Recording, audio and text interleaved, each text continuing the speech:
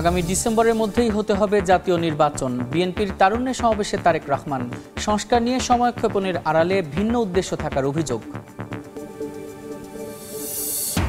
সব মামলায় দণ্ড ও সাজামুক্ত বিএনপির ভারপ্রাপ্ত চেয়ারম্যান। দুর্নীতি মামলায় ডাক্তার জুবাইদা রহমান এবং তারেক রহমানকে খালাস। বিচার প্রক্রিয়া ছিল বিদ্বেষমূলক দাবি আইনজীবীর। ৭১-এ মানবতা বিরোধী অপরাধের দণ্ড থেকে খালাসের পর মুক্ত জামাত নেতা এটিএম আজহার। আদালত এবং জুলাই আন্দোলনকারীদের জানালেন ধন্যবাদ।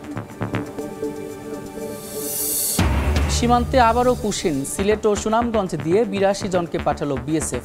লালমনিরহাটে জোরপূর্বক অনুপ্রবেশের চেষ্টা রুখে দিল বিজিবি। এবং দেশের আকাশে দেখা গেছে জিলহজ মাসের চাঁদ। আগামী ৭ জুন পবিত্র ঈদুল আজহা। আকাশ মেঘাচ্ছন্ন থাকলেও অভিজ্ঞ আলেমদের মতামত অনুযায়ী সিদ্ধান্ত।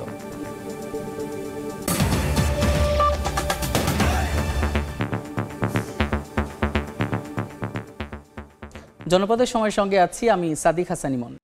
নির্বাচন নিয়ে টালবাহানা চলছে অভিযোগ করে বিএনপির ভারপ্রাপ্ত চেয়ারম্যান তারেক রহমান বলেছেন, আগামী ডিসেম্বরের মধ্যেই জাতীয় নির্বাচন হতে হবে। নয়াপল্টনে তারুণ্যের সমাবেশে ভার্চুয়ালি যুক্ত হয়ে তিনি একথা বলেন। ১০ মাসেও নির্বাচনের দিকে যেতে না পারায় সরকারের ভেতরে বাইরে ভিন্ন কোনো উদ্দেশ্য থাকার অভিযোগও তোলেন তারেক রহমান। ইশরাকের শপথ গ্রহণ প্রসঙ্গে তিনি বলেন, শপথে বাধা সৃষ্টির মাধ্যমে স্বৈরাচারী মানসিকতা প্রকাশ পেয়েছে। আহমেদ সালেহিনের রিপোর্ট।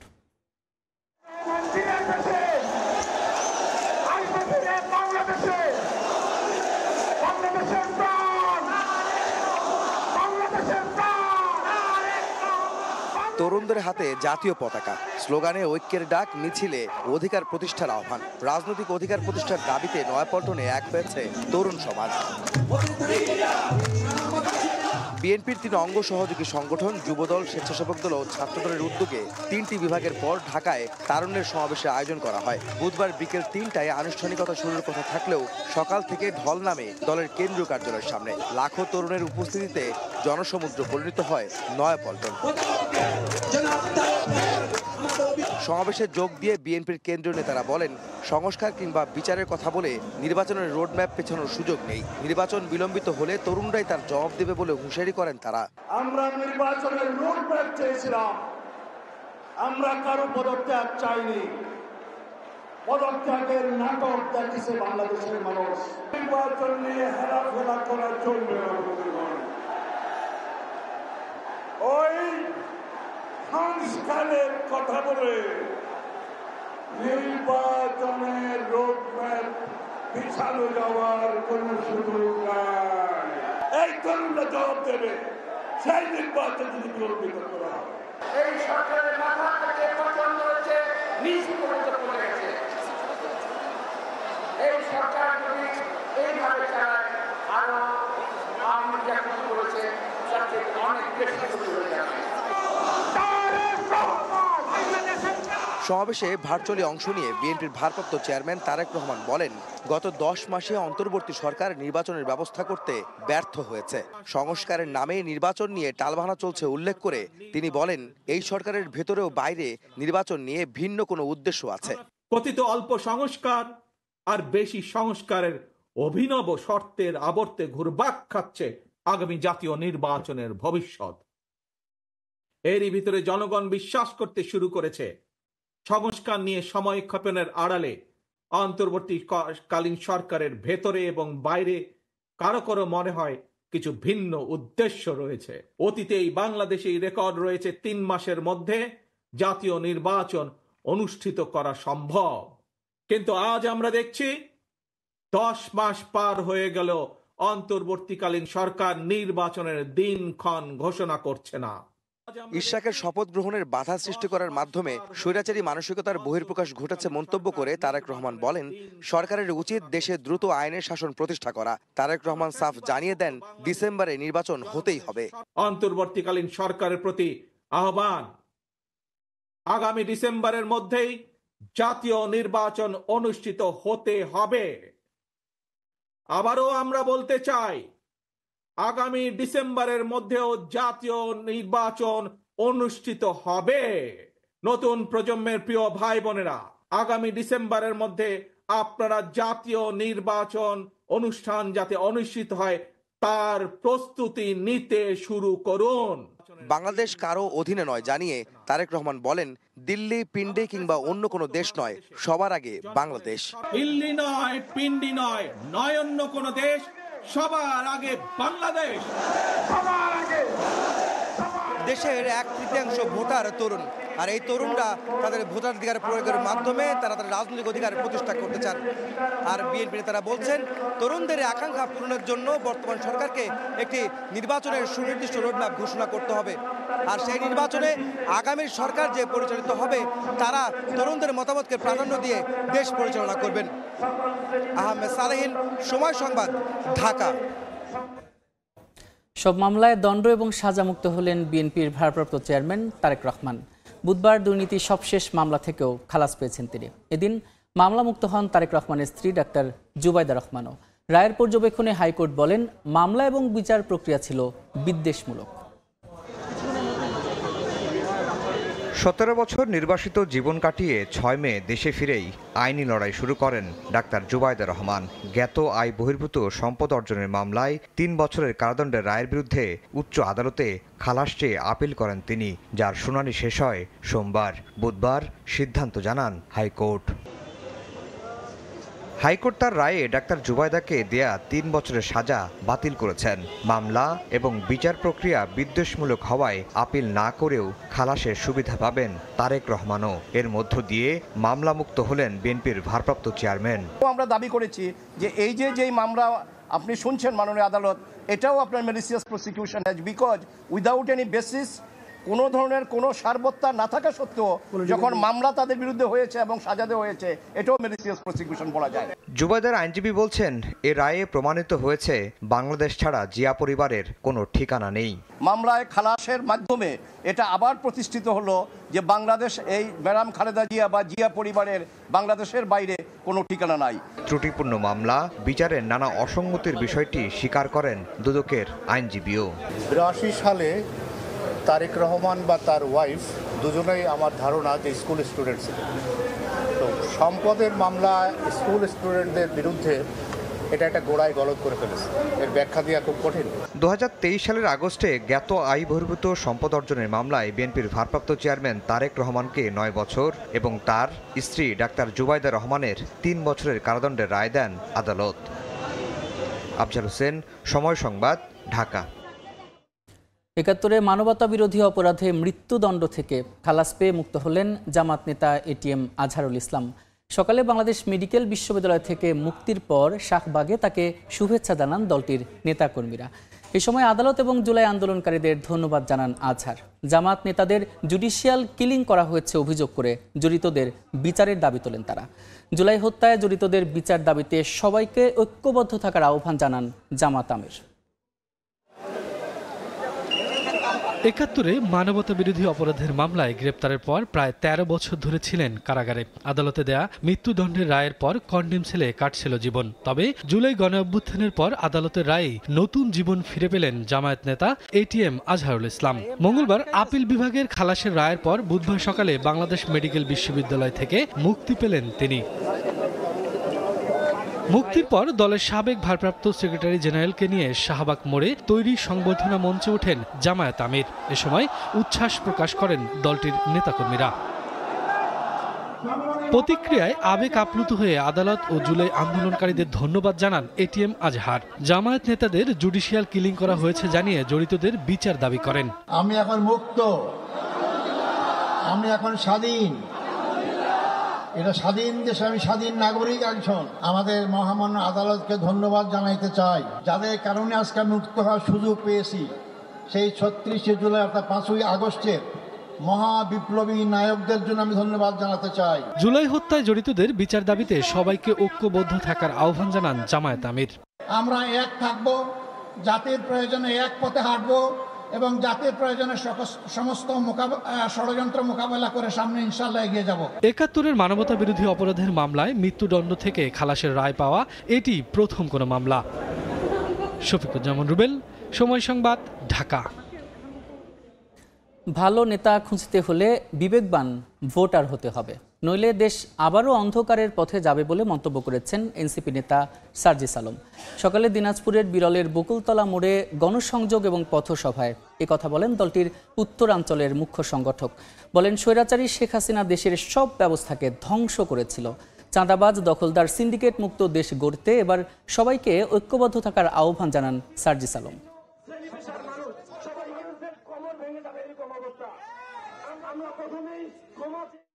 স্বৈরাচারী হাসিনা তার ক্ষমতার মধ্য দিয়ে দেশের সিস্টেমগুলোকে ধ্বংস করতে যেমন এক যুগের অধিক সময় নিয়েছিল, তেমনি এই দেশকে গড়তেও একটা দীর্ঘ সময় প্রয়োজন।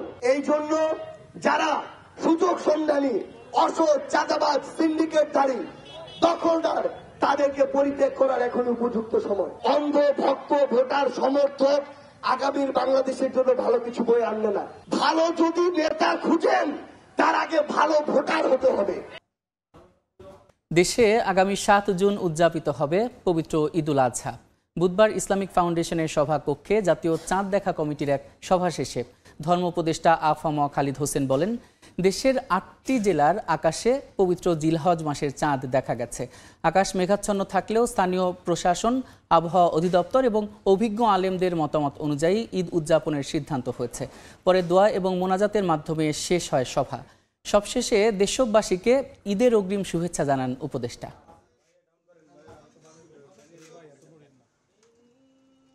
বাংলাদেশের আকাশে পবিত্র জিলহজ মাসের চাঁদ দেখা গিয়েছে। বৃহস্পতিবার থেকে 1446 হিজরি সালের পবিত্র জিলহজ মাস গণনা শুরু হবে। লালমনিরহাটের একাধিক সীমান্ত দিয়ে ৩৮ জনকে জোরপূর্বক ফেরত পাঠানোর চেষ্টা করেছে বিএসএফ। তবে বিজিবি এবং গ্রামবাসীদের বাধায় ব্যর্থ হয় তাদের চেষ্টা। এ নিয়ে এলাকায় দেখা দিয়েছে উত্তেজনা।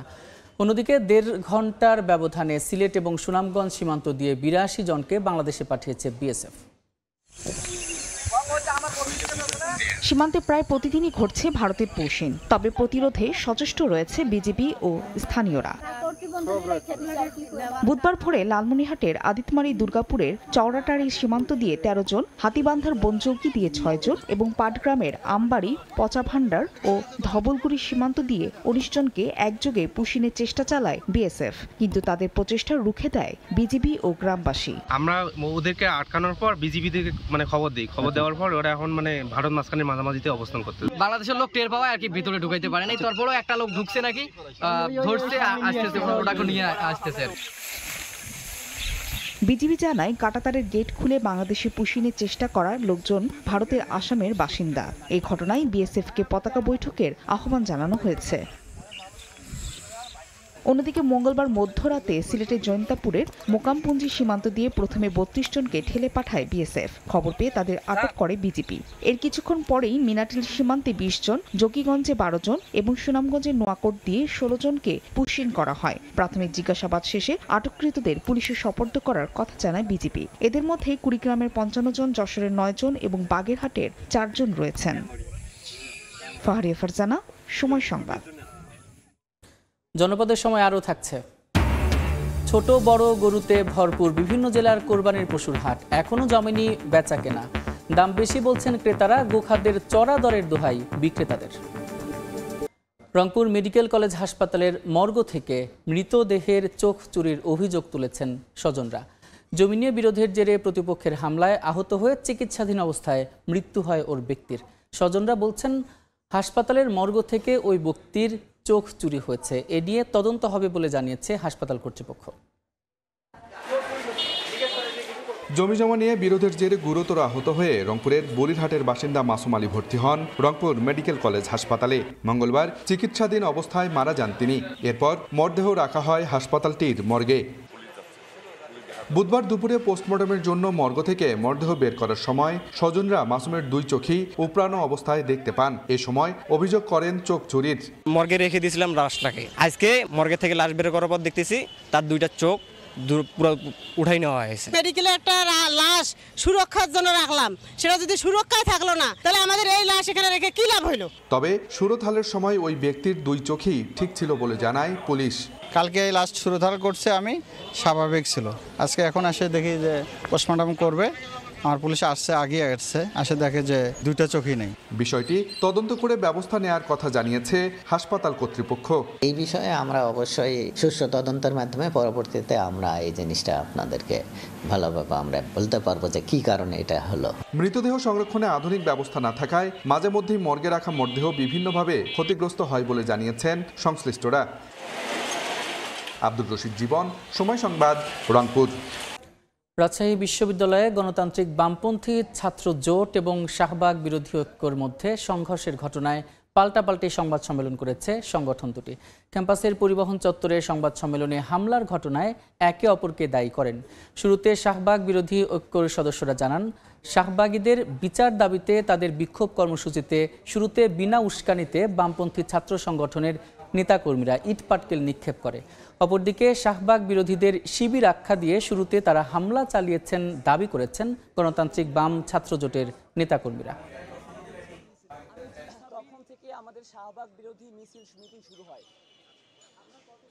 শুরুতেই তারা হচ্ছে যে আমতত্ত্ব থেকে চেয়ার এবং ঢিল ছুঁড়ে মারলো এবং এই মিছিল চলাকালীন সময় তারা আমাদের প্যারিস রোডের সিএট ভবনের সামনে দফায় আরে 2 দফায় আরো হামলা চালায়। পরিবহন চত্বরে আসার পর সবার উদ্দেশ্যে বক্তব্য দিচ্ছিলেন শাহবাগ বিরোধী ঐক্যের বিভিন্ন সংগঠক ও নেতৃবৃন্দ। ঠিক তখনই পেছন থেকে বাম সংগঠনের গুটি কয়েকজন মশালধারী আমাদের শিক্ষার্থীদের রাজাকার জামাত শিবির বলে বুলিং করে। দেখছেন জনপদের সময়। জমি নিয়ে বিরোধের জেরে পিরোজপুরে প্রতিপক্ষের হামলায় এক নারীর মৃত্যু হয়েছে। স্বজনরা জানান, একটি জমি নিয়ে দীর্ঘদিন ধরে রোকেয়া বেগমের সঙ্গে প্রতিবেশী জাকির আকনের বিরোধ চলছিল। সকালে নিজ জমিতে চাষাবাদের বিষয়ে প্রতিবেশী কৃষক পিরুর স্বামীর সঙ্গে কথা বলছিলেন রোকেয়া বেগম। এ সময় জাকির আকন পেছন থেকে লোহার রড দিয়ে তার মাথায় আঘাত করেন। পরে তাকে উদ্ধার করে হাসপাতালে নিলে চিকিৎসাধীন অবস্থায় মৃত্যু হয় রোকেয়া বেগমের। দেখছেন জনপদের সময়। পবিত্র ঈদুল আজহার সামনে রেখে রাজশাহী এবং নওগাঁর সাপ্তাহিক হাটগুলোয় উঠেছে বিভিন্ন জাতের গরু। প্রতিদিনই বাড়ছে ক্রেতা বিক্রেতা। এদিকে কোরবানির পশুর বেচা কেনা নির্বিঘ্ন করতে হাট ইজারাদারদের নিরাপত্তা কর্মী ছাড়াও রয়েছেন আইনশৃঙ্খলা বাহিনীর সদস্যরা।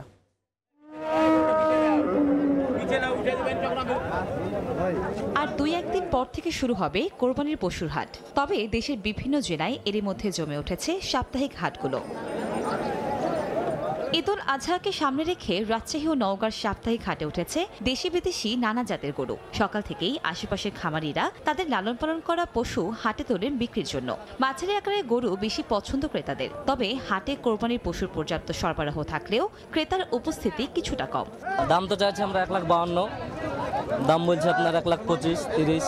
বেচাকেনা হয়েছে, যাই পাচ্ছে তাই লিচে ধরেন, আর দাম কম। আউটের দাম বেশি। আউট তো আপনার এখন 7,000 টাকা হাজার, তাইলে তো গরুর দাম অটোমেটিক বাড়তি হতে হবে। বেচা কেনা একটু স্বাভাবিক, তখন কিন্তু দামটা একটু বেশি মনে হয়েছে।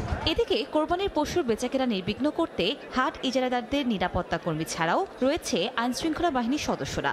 ব্যাপারীদের নিরাপত্তার জন্য, টাকা পয়সার নিরাপত্তার জন্য এখানে প্রশাসনের লোকজন আছে। আমাদের তাছাড়া হাট কমিটির পক্ষ থেকে আপনার আমাদের গোয়েন্দা টিম কাজ করছে।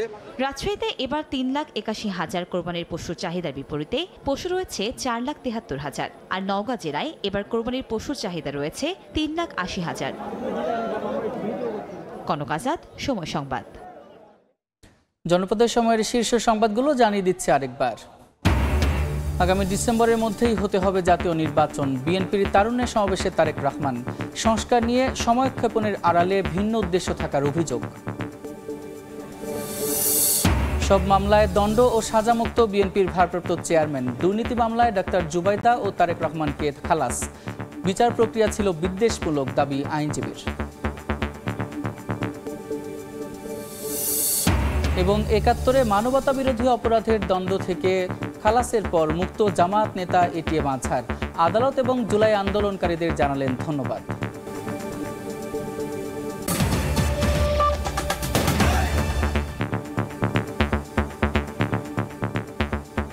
এই ছিল জনপদের সময়। সঙ্গে থাকুন সময়।